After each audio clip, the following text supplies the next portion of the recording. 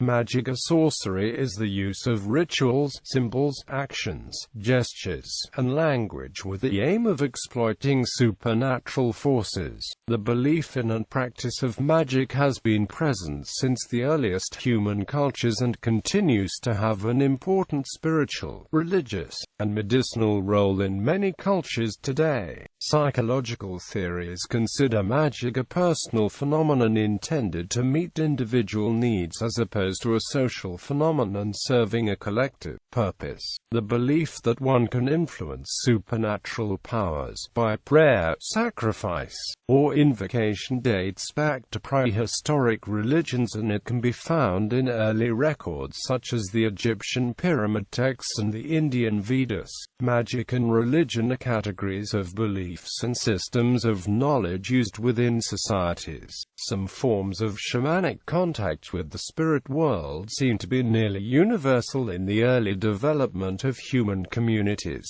They appear in various tribal peoples from Aboriginal Australia and Maori people of New Zealand to the Amazon, African savanna, and pagan Europe. Magic is sometimes practiced in isolation and secrecy, and often viewed with skepticism and suspicion by the wider community. In non-scientific societies, a perceived magical attack is sometimes employed to explain personal or societal misfortune. The term magical thinking in anthropology, psychology, and cognitive science refers to causal reasoning often involving associative thinking, such as the perceived ability of the mind to affect the physical world, a correlation mistaken for materialist causation. The concept of magic, considered distinct from religion, was first widely recognized in Judaism, which defined the practices of pagan worship designed to appease and receive benefits from gods other than Yahweh as magic. Waterhouse argues that magic is in fact a largely polemical concept that has been used by various religious interest groups either to describe their own religious beliefs and practices or, more frequently, to discredit those of others. Modern Western magicians generally state magic's primary purpose to be personal spiritual growth.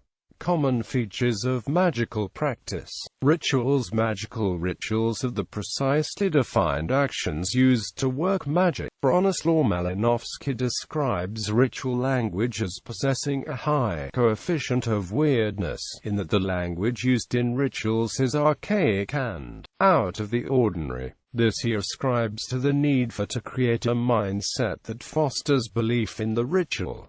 However, S.J. Tambia notes that even if the power of the ritual is said to reside in the words, only become effective if uttered in the special context of other actions. These other actions typically consist of gestures, possibly performed with special objects at a particular place or time. Object, location, and performer may require purification beforehand, a condition that parallels the felicity conditions J.L. Austin requires of performative utterances. Emil Durkheim stresses the importance of rituals as a tool to achieve collective effervescence which serves to support the unification of society. On the other hand, some psychologists compare such rituals to obsessive-compulsive rituals, noting that intentional focus falls on the low level of representation of simple gestures, which demotes the intended outcome as the emphasis is placed more on the ritual process than on their connection between the ritual and the ultimate goal. Magical symbols. Anthropologists such as Sir James Frazer have characterized the implementation of symbols into two primary categories: the principle of similarity and the principle of contagion. Quote, he further categorized these principles as falling under sympathetic magic and contagious magic, and asserted that these concepts were general, or generic laws of thought which were misapplied in magic. Principle of similarity. The principle of similarity, also known as the association of ideas, which falls under the category of sympathetic magic, is the thought that if a certain result follows a certain action, then that action must be responsible for the result. Therefore, if one is to perform this action again, the same result can again be expected. A classic example being the rooster that heralds the rising of the sun. When a rooster crows, it is a response to the sun's rising, but this interpretation can be inverted if the observer believes in the law of similarity. In other words, causality is inferred where it might not otherwise have been. In the mind of a magical practitioner, it might seem to cause the rooster to crow early, later not at all will result in an ability to control the timing of the sunrise or stop it altogether. Another example of the principle of similarity is the construction and manipulation of representations of some target to be affected, believed to bring about a corresponding effect on the target. Principle of contagion. Another primary type of magical thinking includes the principle of contagion. This principle suggests that once two objects come into contact with each other, they will continue to affect each other even after the contact between them has been broken.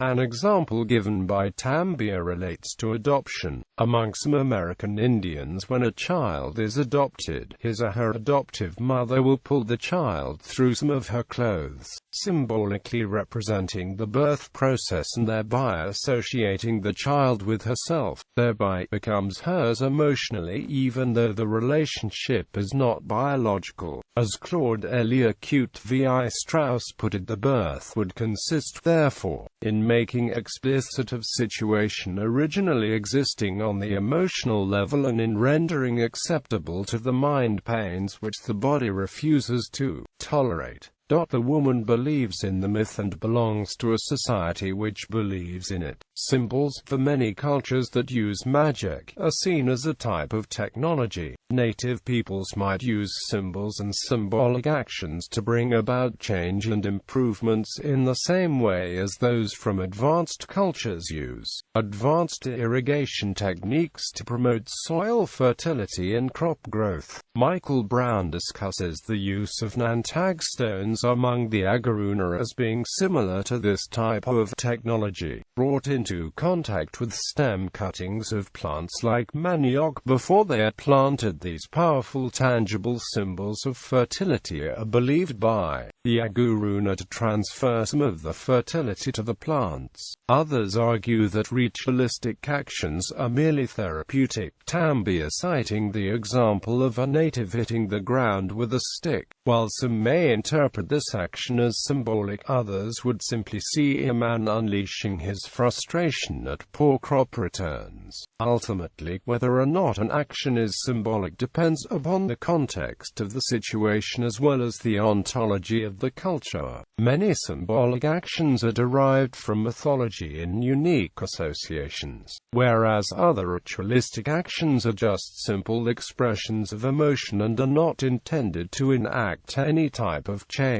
Magical language. The performance of magic almost always involves the use of language. Whether spoken out loud or unspoken, words are frequently used to access or guide magical power. In The Magical Power of Words, S.J. Tambia argues that the connection between language and magic is due to a belief in the inherent ability of words to influence the universe. Bronislaw Malinowski, in Coral Gardens and the Magic, suggests that this belief is an extension of man's basic use of language to describe his surroundings, in which the knowledge of the right words, appropriate phrases and the more highly developed forms of speech gives man a power over and above his own limited field of personal action. Magical speech is therefore a ritual act and is of equal or even greater importance to the performance of magic than non-verbal acts, but not all speech is considered magical. Only certain words and phrases or words spoken in a specific context are considered to have magical power. Magical language, according to C.K. Ogden and I.A. Richards's categories of speech, is distinct from scientific language because it is emotive and it converts words into symbols for emotions, whereas in scientific language words are tied to specific meanings and refer to an objective external reality. Magical language is therefore particularly adept at constructing metaphors that establish symbols and link magical rituals to the world. Malinowski argues that the language of magic is sacred, set and used for an entirely different purpose to that of ordinary life, the two forms being differentiated through word choice, grammar, style, or by the use of specific phrases or forms, spells, songs, blessings, or chants. Sacred modes of language often employ archaic words and forms in an attempt to invoke the purity or truth of a religious or a cultural golden age, the use of Hebrew in Judaism being cited as an example. Another potential source of the power of words is the secrecy and exclusivity. Much sacred language is differentiated enough from common language that it is incomprehensible to the majority of the population, and it can only be used and interpreted by specialized practitioners. In this respect, Tambia argues that magical languages violate the primary function of language, communication, yet adherents of magic are still able to use and to value the magical function of words by believing in the inherent power of the words themselves, and in the meaning that they must provide for those who do understand them. This leads Tambia to conclude that the remarkable disjunction between sacred and profane language which exists as a general fact is not necessarily linked to the need to embody sacred words in an exclusive language. A magician is any practitioner of magic, even if they are specialists or common practitioners who do not consider themselves to be magicians. The possession of magical knowledge alone may be insufficient to grant magical power. Often a person must also possess certain magical objects, traits, or life experiences in order to be a magician. Among the ISNI, for example, in order to question an oracle, a man must have both a physical oracle and knowledge of the words and the rites needed to make the object function. A variety of personal traits may be credited with giving magical power, and frequently they are associated with an unusual birth into the world. In the 16th century Friuli, babies born with the call were believed to be benandanti, or good walkers, who would battle evil witches in nighttime battles over the bounty of the next year's crops. They did not particularly think of themselves as witches. Post-birth experiences are also be believed to convey magical power. An example being the survival of a near-death illness may be taken as evidence of the power as a healer. In Bali, a medium's survival is proof of her association with a patron deity and therefore her ability to communicate with other gods and spirits. However, the most commonly method of identifying, differentiating and establishing magical practitioners from common people is by initiation. By means of rites, the magician's relationship to the supernatural and his entry into a closed professional class is established. Given the exclusivity of the criteria needed to become a magician, much magic is performed by specialists, laypeople being limited to some simple magical rituals that relate to everyday living, but in situations of particular importance, especially when health or major life events are concerned, a specialist magician will often be consulted. The powers of both specialist and common magicians are determined by culturally accepted standards of the sources and the breadth of magic. A magician cannot simply invent or claim new magic.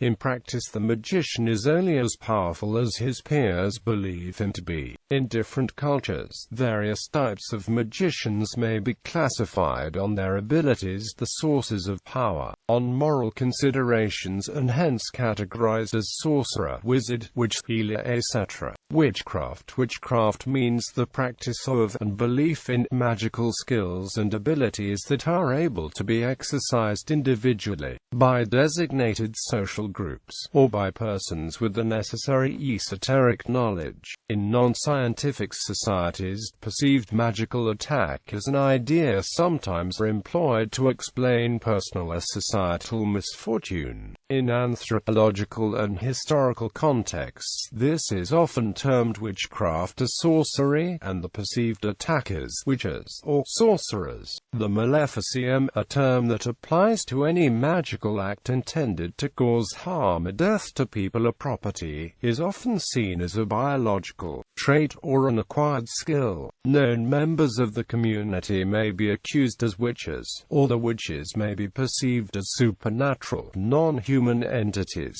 In early modern Europe and Britain, such accusations led to the executions of tens of thousands of people who were seen to be in league with Satan. Those accused of being satanic witches were often practitioners of folk magic,